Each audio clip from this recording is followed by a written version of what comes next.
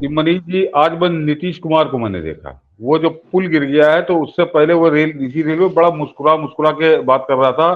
और फिर जब उससे किसी ने पुल पे सवाल पूछ लिया तो वो इस तरह की बातें करने लगा जैसे कि ये दुर्घटना बिहार में हुई है और नीतीश कुमार कहीं बांग्लादेश के किसी राज्य का मुख्यमंत्री, उसको कोई जानकारी है ही नहीं। अरे हमने तो कही दिया था, पहले भी कहा था, वो इस बातें वो लफाजी थी। आप देखेंगे तो मतलब आपको फुहड़ता पे हंसी आएगी। लेकिन उसमें मनीष जी जो सबसे खास बात थी, वो जो 4-5 मिनट की बाइट थी नीतीश कुमार की, नीतीश कुमार के मुंह से एक बार भी नहीं निकला कि जो इसके जिम्मेदार हैं उनको सजा दी जाएगी, इनके खिलाफ कार्रवाई की जाएगी। अंत में जब 4-5 मिनट उसकी लफाजी सुनने के बाद किसी पत्रकार ने पूछ लिया कि क्या कोई कार्रवाई आप करेंगे, तो उसको भी उसने खुलकर नहीं कहा क्या करे। गोलकर ने हाँ वो तो मैंने कह दिया था, जैसे हमको खबर मिली थी हमने कही दिया है, और वो तो सब हो गई होगा। मतलब वो अपने मुंह से ये नहीं कह पा रहा, कैसे कहेगा मनीष जी? क्योंकि 1700 करोड़ में बनने वाला पुल बनने से पहले ढह गया, तो जाहिर सी बात है कि एक गंगा नीचे बह रही थी, एक गंगा पुल के रूप में भ्रष्टाचार की ऊपर बह रही थी, और उसमें ये सब डुबकी लगा रहे थे। तो ये कैसे कैसे उसके खिलाफ कार्रवाई करेंगे? उस ठेकेदार के खिलाफ, उस कंपनी के खिलाफ अगर ये कार्रवाई करेंगे तो वो मुंह खोल देगा कि इसका हिस्सा कौन, इसका इसमें हिस्सेदार कौन कौन है इस 1700 करोड़ में। तो अब मैं दर्शकों से कहूंगा कि उसको हम लोग कॉपीराइट की वजह से मैंने उसको नहीं डाला है, कि जरा कहीं भी ढूंढ लीजिएगा, आपको मिल जाएगा कि पूरे उसमें वो उस कंपनी के खिलाफ, उस ठेकेदार के खिलाफ एक शब्द नहीं बोला है, और ना ही उसने कहा कि मैं इनके खिलाफ कोई कार्रवाई करूंगा। तो ये समझिए किस तरह से बिहार में, कल भी मैंने कहा था कि बिहार कैसे लूट रहा है और बिहार को कैसे लूटा जा रहा है।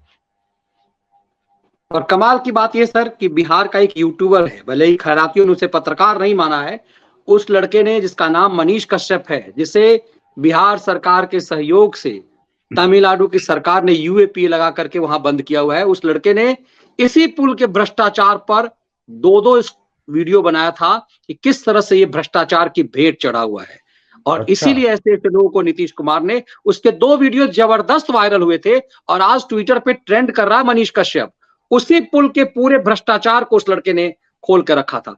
जो जिम्मेदारी मेन स्ट्रीम मीडिया के पत्रकारों को थी, वो एक यूट्यूबर ने निभाया। वो इंजीनियर था, सिविल इंजीनियर, इसीलिए उसका इंटरेस्ट विशेष रूप से इन सब चीजों में था और अक्सर वो इसी तरह की लूप होल को पकड़ता था। और इसीलिए आज उसी तमिलनाडु का जो डीजीपी है वो पार्टी का नेता हो चुका हुआ है। तो समझिए कैसे खेल होता है।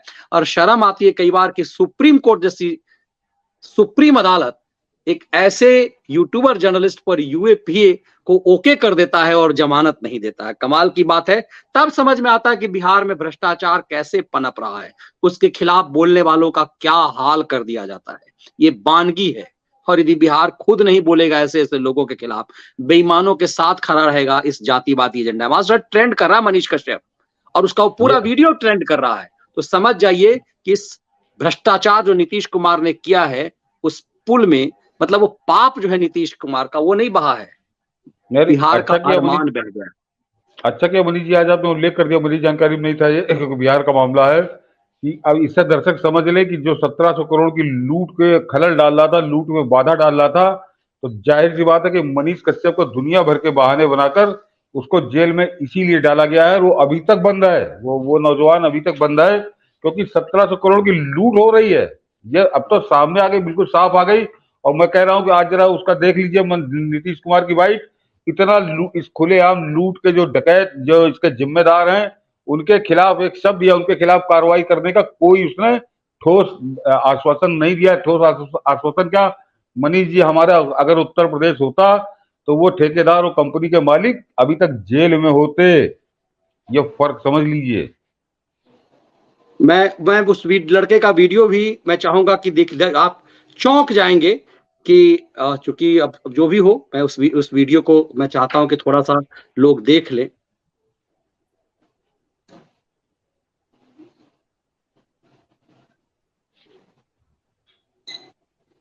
नहीं गेन कर पाए।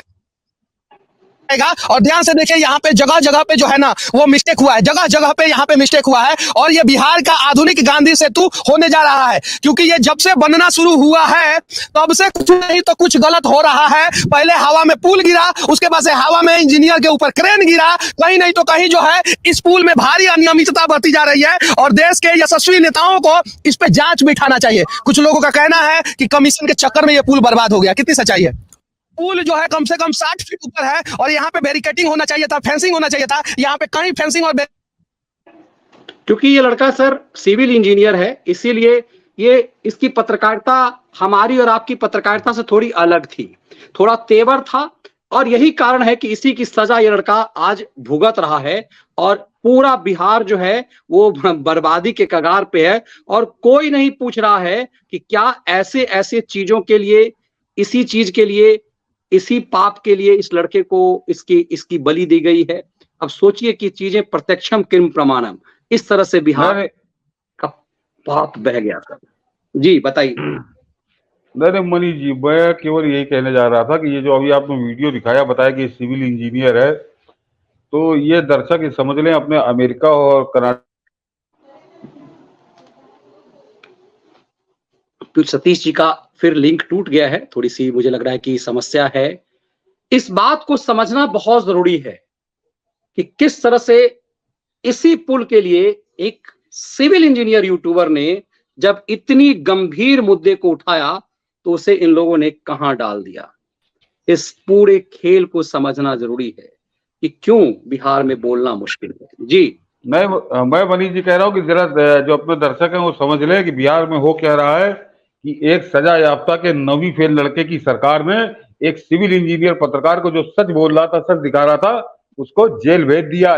ये अंधेर नगरी चौपट राजा का इससे शर्मनाक उदाहरण हो नहीं सकता कोई। बिल्कुल सर।